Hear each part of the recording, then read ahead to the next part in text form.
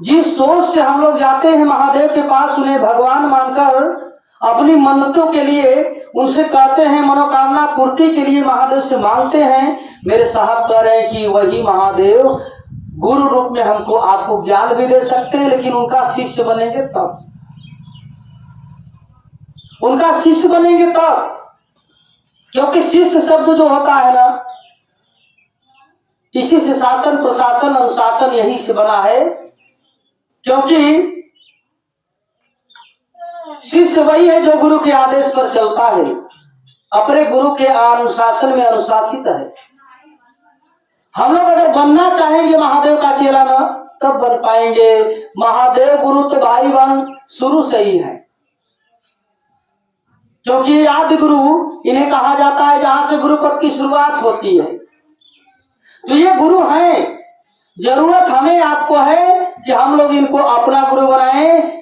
यह साहब वर्ण गुरुदाता हरिंद्रानंद जी हम लोग को बता रहे हैं कि महादेव गुरु तो थे, लेकिन वह अपने गुरु कैसे होंगे ये किसी ने नहीं बताया। ऐसा बात नहीं है कि महादेव आज नया गुरु बनकर आ गए, ये पहले से गुरु के पद पर विराजमान है, अवस्थित है। इसीलिए तो पुराणों में 112 शिष्यों पर शिष्यों का वर्णन मिलता है। सब लोगों ने गुरु बनाया महादेव को, लेकिन किसी ने ये नहीं कहा कि वो महादेव आपका भी गुरु हो सकते हैं, आप ये काम करो। ऐसा कहने वाला व्यक्ति अगर कोई आया ना, तो हम लोग कहते हैं कि इस काल खंड के प्रथम शिव शिष्य। प्रथम इसलिए कहा जाता है कि उन्होंने हमको आपको बताया है, उन्होंने जगाया हमको आपको। इसलिए इस काल खंड के प्रथम शिव शिष्य अगर कोई है ना, तो हम लोग के वर्ण गुरुदाता साहब श्री हरिंद्रानंद। और इस काल खंड के प्रथम शिव शिष्य अगर कोई है, तो हम लोग के दीदी महाराज मणि नीलम आनंद है, जिन्होंने दुनिया के लोगों को जगा दिया है। उन्होंने कहा कि शिव तुम जागो।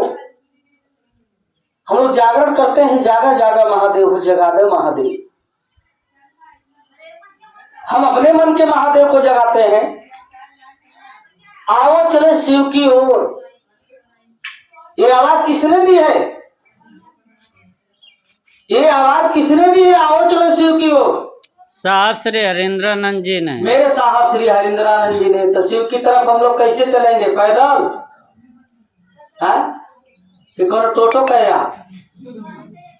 ना? टोटो मिला था क्यों? बोलो रोलो रोको गांव में पिकअप उकअप इकट्ठा भर के चल जाता है। भाई चलेंगे कैसे शिव की ओर?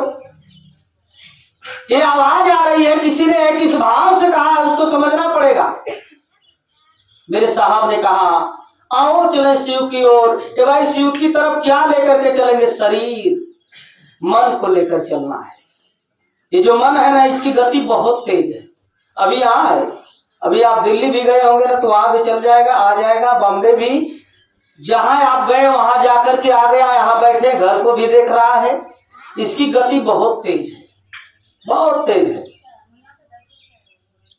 गति इसकी बहुत तेज है। इसलिए इस मन को लेकर के हम लोग को शिव की तरफ चलना है। ये साहब जो कह रहे हैं ना, शिव तक पहुंचने का ये राजमार्ग है। राजमार्ग का मतलब जो मार्ग राजा तक जाता है, तो शिव तो सबसे बड़े राजा हैं। दुनिया के लोग उनसे जब मांगते हैं तो इसका मतलब वो राजा है, तभी तो आए, वो राजा है तभी तो लोग जाते हैं। और शिव तो सबके राजा हैं। तो हम लोग अपने साहब के बताए हुए मार्ग पर चलने की कोशिश करें। बड़ा ही सुलभ और सरल सहज रास्ता दिखा रहे हैं मेरे साहब। चुनना पड़ेगा हमको आपको। हम आप इस रास्ते को अगर चुनेंगे ना, ये जिंदगियां बदल जाएंगी। इस जिंदगी में बड़ी जिंदगी इसी का नाम है। हम भी मिलेगा यहाँ, तमाम प्रकार की परेशानियां भी है, तमाम तरह का सुख भी है। हम लोग प्रकृति के सिस्टम में बंधे हुए हैं। शरीर महादेव ने दिया है, और जब शरीर महादेव ने दिया है ना, तो कानून भी महादेव का चलता है इस शरीर पर। हमारा आपका नियम नहीं चल पाएगा। हम जो करना चाह रहे हैं ना वो नहीं हो पा रहा है, हमारे आपके विपरीत हो जा रहा है। लेकिन हम अपनी सोच को अगर मजबूत करते हैं ना, तो मेरे साहब कह रहे कि इंसान की सोच में वो ताकत है, वो ताकत है। आज हम लोग को क्या बनना है? आज हम लोग को क्या बनने से है? लेकिन भक्त और भगवान की अगर गाथा को पढ़ेंगे ना, भगवान भक्त की कथा को पढ़ेंगे ना,